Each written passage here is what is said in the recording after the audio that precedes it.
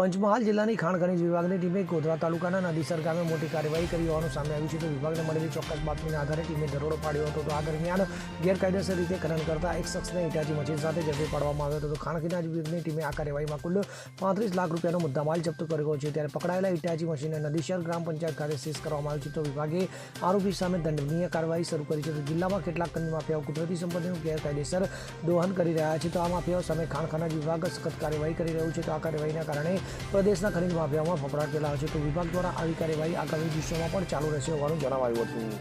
Bureau report CN24 news. હવે જુઓ દેશ દુનિયાની તમામ ખબરો તમારી આંગળીના ટેરવે.